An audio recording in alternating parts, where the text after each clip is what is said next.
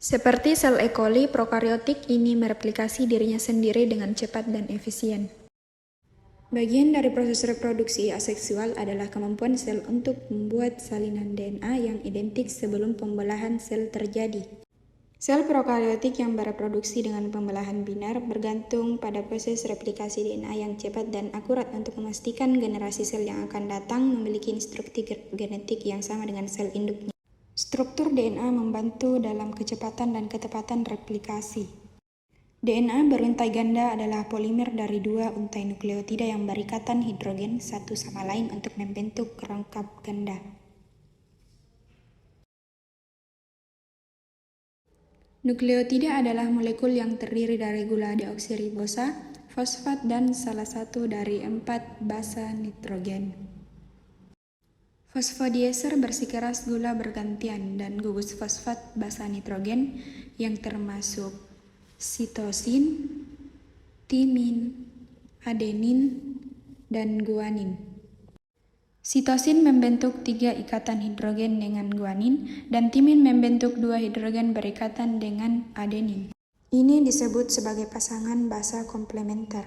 Heliks ganda akan memiliki satu untai yang berorientasi pada arah 5' ke 3' relatif terhadap gugus hidroksil dari gula deoksiribosa dan untai lainnya berorientasi pada 3' ke 5 arah utama. Ini menunjukkan sifat antiparalel dari untai DNA pasangan basa. Komplementer dalam struktur DNA memungkinkan replikasi dilakukan dengan cara semi-konservatif. Setiap untai molekul DNA digunakan sebagai template dalam pembuatan replikasi untai ganda. Replikasi dimulai dengan ganda DNA beruntai dipisahkan dan masing-masing untai asli yang disebut untai induk digunakan sebagai cetakan untuk pasangan basa pelengkap nukleotida untuk membuat 2 molekul baru. Replikasi DNA terjadi pada arah 5' ke 3' menambahkan nukleotida baru ke ujung prima. Replikasi untai DNA yang baru terbentuk akan dimulai pada area tertentu dari molekul yang disebut asal replikasi.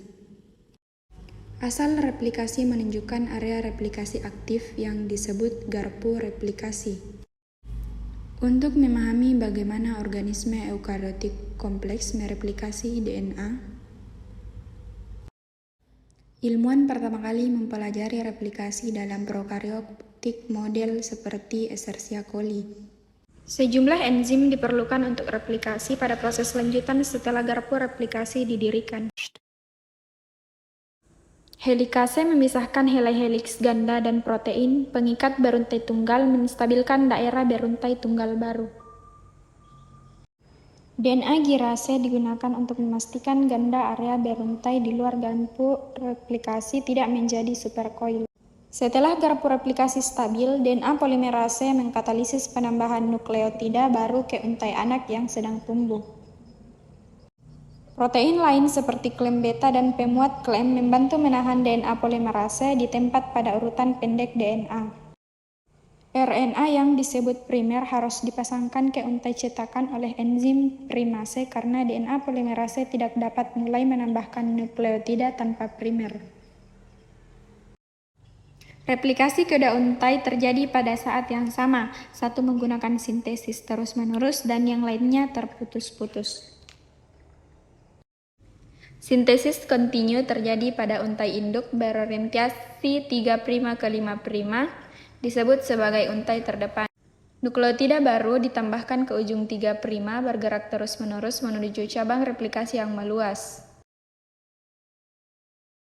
Sintesis terputus terjadi pada untai induk yang berorientasi 5' ke 3' disebut lagging untai dan selesai dalam segmen yang disebut replikasi fragmen Okazaki. Pada untai ini menggunakan primase untuk menambahkan primer di depan 5 ujung utama untai lagging. DNA polimerase 3 kemudian menambahkan urutan pendek nukleotida fragmen Okazaki ke primer mengisi celah. Sebagai heliks dibuka lebih lanjut, proses ini berulang sampai seluruh untai direplikasi.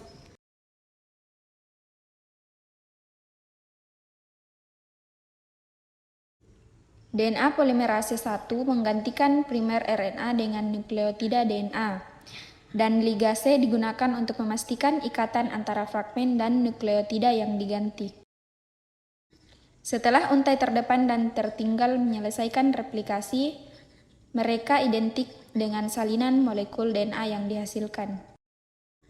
Proses replikasi DNA memungkinkan sel bakteri aktif membelah untuk memastikan semua sel anak memiliki instruksi genetik yang sama dengan sel induk, yang memungkinkan mereka berfungsi dengan cara yang sama sehingga populasi bakteri dapat tumbuh meningkatkan jumlah individu dalam sebuah koloni.